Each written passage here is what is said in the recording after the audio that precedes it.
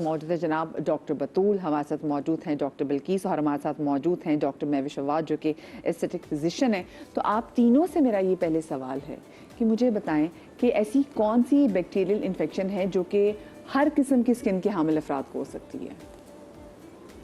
ऐसे कौन से बैक्टीरिया? एनी इन्फेक्शन, कोई भी हो सकता है। देखो जो इन्फेक्शन स्टार्ट होता है ना, स्पेशली बैक्टीरियल इन्फेक्शन, चाहे हम सोराइसिस के पेशेंट देखें, एक्जिमा देखें, फंगस देखें, कोई भी बैक्टीरियल हो, फंगल हो, वायरल इन्फेक्शन हो, ये मैं आपको बताऊं, उसके साइंस जो हैं वो स्टार्ट हो जाते हैं आपके माउथ से।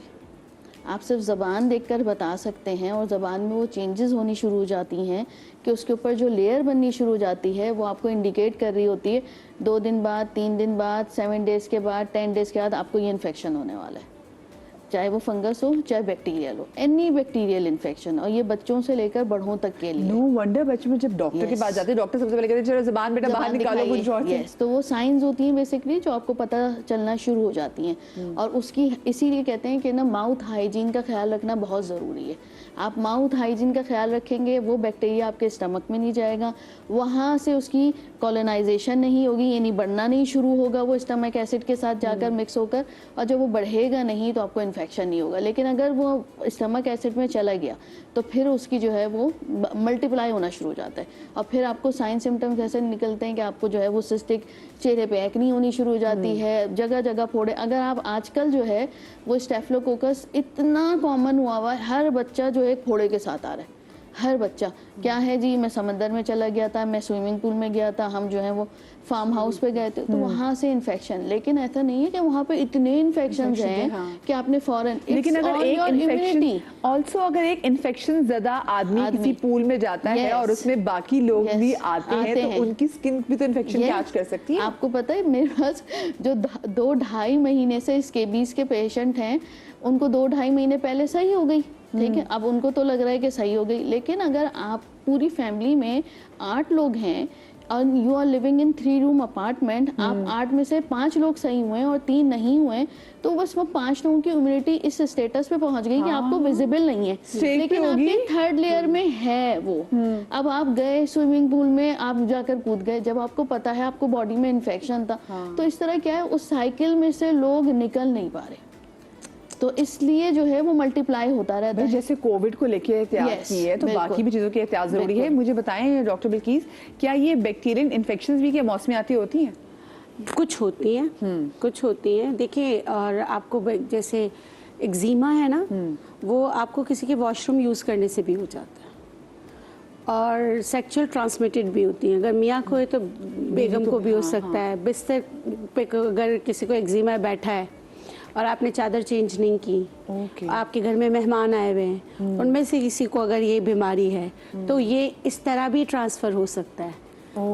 हाँ, actually eczema is not contagious, eczema नहीं फैल सकता, वो बाकी जो इन्फेक्शंस हैं they can spread from one person to another. Scabies हो सकता है कंटेजियस, बैक्टीरियल इन्फेक्शंस हो सकते हैं बहुत सारे जो कंटेजियस हैं। अच्छा, एक्सक्यूज मी डॉक्टर, एक्जिमा क्या है?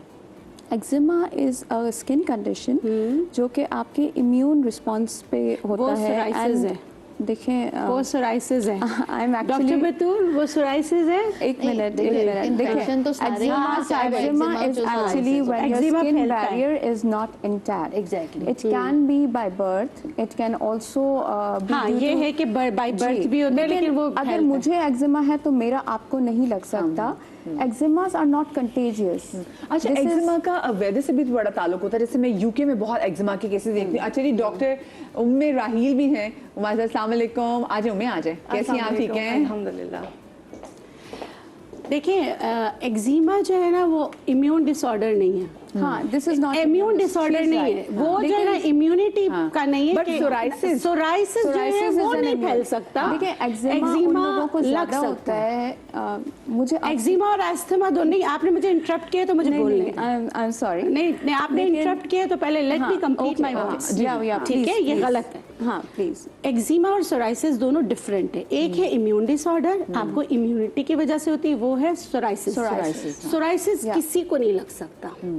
एक्जिमा होता है, एक्जिमा और एस्थमा सीसो करते हैं।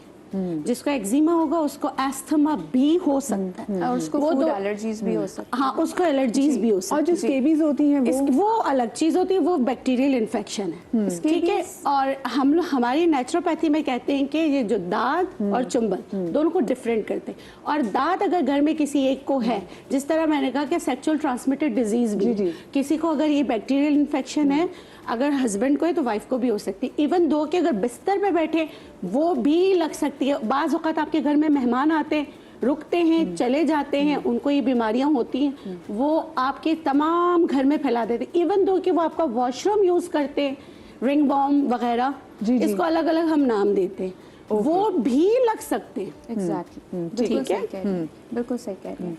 देखिए, एक्जिमा उन लोगों में ज़्यादा होता है जिनमें IgE लेवल्स अक्सर औकात बढ़े हुए होते हैं, and she is also right कि it's associated with asthma, it's associated with food allergies. ये एक ट्रायड होता है जो बच्चों में अर्ली साइंस में ऐसे प्रेजेंट करता है, उसको एटोपी कहते हैं। If someone has a defected skin barrier, they are more prone to have allergic reactions in their body, और ऐसे लोगों क्योंकि में उसमें ड्राइनेस भी आपको बहुत होती है। मैं लोगों को देखती हूँ कि लोग पेट्रोलियम जेली भर भर के बच्चों को लगा रहे हमारे होते हैं। स्किन बैरियर्स जो हैं, they have a protective role in our body. अगर किसी का बाय बर्थ और due to some extra environmental जी हाँ, कहीं बहुत ज़्यादा सर्दियाँ भी होती हैं। एग्जैक्टली, क्योंकि आजकल UK वगैरह में जो weather changes, extreme weather changes, and then they use a lot of heated houses होते हैं, जिसकी वजह से स्किन डिहाइड्रेटेड होती है, स्किन के बैरियर्स कॉम्प्रोमाइज हो जाते हैं, एंड देन ऐसे लोगों के लिए इन्फेक्शंस के चांसेस भी बढ़ जाते हैं। अच्छा, लेकिन एक्जिमा बेहतर हो सकता है कि सर्टेन एज में आई जाके। Can assure you, eczema is not contagious. हाँ। मुझे एक्जिमा है तो मेरा आपको नहीं लग अच्छा, सकता। एक वो भी तो डिजीज होती है कि जिसमें आपको बच्चों को वो स्केबीज होता है, या उसको सोराइसिस कहते हैं, कि जिसमें Scabies is not a bacterial infection. It is transmitted through a mite. ये एक किस्म का माइक्रोस्कोपिक जरासीम होता है जो कि हमारी स्किन में बरो करता है, and it likes to reside on those places जो कि वार्म एंड सॉफ्ट होते हैं, जैसे वेब्स ऑफ द फिंगर हो गए, जैसे नेल्स के नीचे हो गए, आर्मपिट्स हो गए आपके। हाँ, या एग्जैक्टली, आर्मपिट्स, जेनाइटल एरियाज, ये webs of the finger, mainly जब बच्चे आ रहे होते हैं हमारे OPDs में। So the first diagnostic sign that we see in a toddler, और जो बच्चा जो माँ के गोद में है, उनका सोल इन्फेक्टेड होता है, तो हम वहीं से पहचान देते हैं कि ये पूरी फैमिली जो है इनको स्केबीज है। And what is the dilemma of the situation that वो बच्चे की ट्रीटमेंट के लिए आ रहे होते हैं, and they are okay with their सूखी खारिश, क्योंकि वो उनके फोड़े फुंसियाँ नज़र नहीं आ रहे, दे आर स्किन नॉट के अंदर है। हाँ, yes, they are not secondarily infected, क्योंकि बच्चे की इम्यूनिटी कम है तो बच्चे का सरफेस एरिया भी कम है, तो वो जो माइट होता है, it multiplies like anything, and then the बच्चा कैचेस द सेकेंडरी बैक्टीरियल और इन्फेक्शन। मैंने बाकी देखा है, बच्चे जो है ना, उनकी स्किन जो है वो ज्यादा, हमें इससे जो परेशान भी बच्चे दिखाई दे रहे थे, उनमें हमें सबसे ज्यादा कौन सी स्किन बैक्टीरिया से बचना चाहिए? देखिए, स्किन जैसे भी डिफरेंट टाइप के स्किन जो डिजीज़ होती हैं, अच्छा बैक्टीरिया डिफरेंट टाइप के हैं। अब हम बात करेंगे तो वो बेतहाशा टाइप के बैक्टीरियाज हैं, हमें नहीं अंदाज़ा होता कौन सा बैक्टीरिया किसको हिट कर रहा है। कॉमनली जो डिजीज़ आ रही होती हैं, जो पेशेंट्स आ रहे होते हैं हमारे पास, वही आते हैं, एक्जिमा है, सोराइसिस है, आपका स्केबीज़ है, ये मोस्ट कॉमन आते हैं, या फंगल इन्फेक्शंस जो होते हैं, ये वो इन्फेक्शंस होते हैं जिसके सबसे ज़्यादा पेशेंट्स आ रहे होते हैं। पहली चीज़ सबसे इम्पॉर्टेंट, कोई भी बैक्टीरिया है, कोई वायरस है, कोई भी डिजीज़ है, हाइजीन सबसे मेन रोल अदा करती है। हाइजीन के बाद सबसे दूसरी जो मेन इंपॉर्टेंट चीज़ है, हम इलाज कर रहे हैं लेकिन अगर हम सफाई का ख्याल नहीं रख रहे हैं, कोई इलाज काम नहीं करेगा। अच्छा, फिर ये होता है कि जी ये चीज़ इसके लिए है तो इसके मतलब ज़िंदगी भर हर किसी ने वही लगानी, ऐसा कुछ नहीं होता। अगर हम 4 लोग बैठे, हम चारों की अलग प्रैक्टिस है, हम चारों की जो प्रैक्टिस है वो डिफरेंट अंदाज में जा रही है। तो हो सकता है ये जो चीज़ पेशेंट को दे रही हूँ वो चीज़ मैं अपने पेशेंट्स को ना दे रही हूँ। तो वो जो प्रैक्टिस होती है या हमारी जो रिसर्च होती है, हर इंसान की अपनी रिसर्च होती है, वो अपनी स्टडीज़ के हिसाब से कर रहा होता है। तो अब लाइक मेरे पास अगर पेशेंट आ रहा है, बहुत से लोग एक्जिमा या सोराइसिस जो है वो लाइफ टाइम चलते रहते हैं। बेतहाशा ऐसे पेशेंट मैंने देखे हैं जो बहुत छोटी सी चीज़ से ठीक भी हो जाते हैं। जैसे कि रूट कॉज पकड़ रहे हैं आप और उसको लग के इलाज कर रहे हैं, और मतलब स्विच नहीं करे, आज इनके पास फिर इनके पास, ये छोड़ दो ये लगा लो।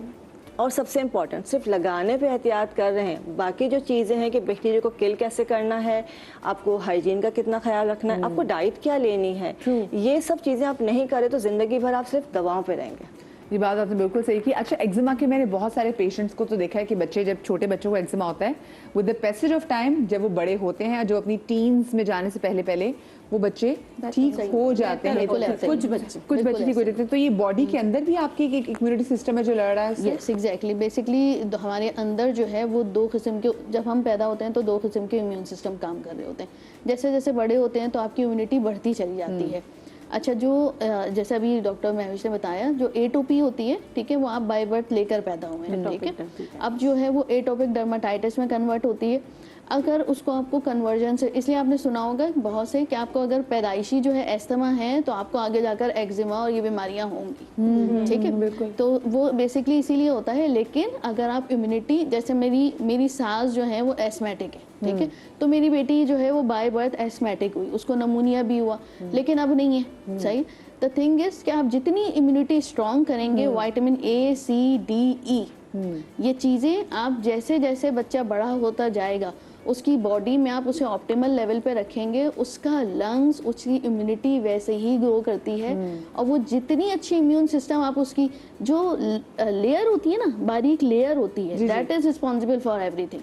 हर ऑर्गन के ऊपर जो लेयर है, अगर आप उसको स्ट्रॉन्ग कर लेंगे तो आपकी इम्यूनिटी बहुत अच्छी है। अच्छा, इसका मतलब इसी तरह हमारी सिर्फ लगाना नहीं है, खाना भी है। एग्जैक्टली, परहेज भी इसी तरह स्किन के ऊपर जो लेयर है, अगर आप इसको स्ट्रॉन्ग कर लेंगे, that is called skin barrier system, इसको स्ट्रॉन्ग कर लेंगे, आपको कोई भी अरे बैक्टीरिया इसको कैसे स्ट्रॉन्ग करना है? हम तो इसको खुद ही strong स्ट्रॉन्ग करने हुए। के हम आपको हमारे तो सारे अभी तरीके हमारे अगर वो खून का टेस्ट करा लिया जाए तो हम वो एनेमिक में एक और निकलेंगे। चीज़- हमारे तो विटामिन पूरे नहीं एक है। और चीज़, B12 बहुत ज़रूरी है। अगर किसी को भी स्किन डिजीज से बचना है तो उसका B12 बहुत अच्छा है, खासकर सोराइसिस में। विटामिन D3, विटामिन B12 और उसके अलावा विटामिन E, ये चीज़ें उनको ज़रूर लेना, और मीठा बिल्कुल नहीं लेना। अगर वो मीठा खाते रहेंगे, कोई भी एंटी फंगल सप्रेसेंट दवा लेते रहेंगे, हफ्ते में कुछ डॉक्टर्स देते हैं, एक दफ़ा आपने खाना है, वो फिर पूरी ज़िंदगी के लिए खाते हाय हैं। हाय। और हम कुछ ऐसी चीज़ें करते हैं जो हमारे गुड बैक्टीरिया को ख़त्म कर देते हैं। हाँ, और आपको पता है आपके गुड बैक्टीरिया, एक मिनट क्योंकि मुझे ब्रेक पे जाना है, ये जो सैनिटाइजर्स लगा के सारे गुड बैक्टीरिया आप लोगों ने खत्म कर दिए। आराम से इस्तेमाल किया करें, क्या हो गया आप लोगों को? छोटी सी ब्रेक है, ब्रेक के बाद डॉक्टर बिल्किस को मैं किचन काउंटर में भेजूंगी, कहीं मत जाइएगा।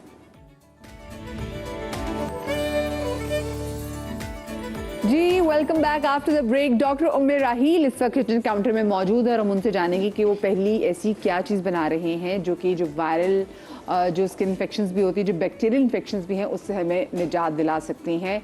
लेकिन साथ में प्लीज़ प्रॉपर तशखीस के साथ आप अपना इलाज शुरू कीजिएगा।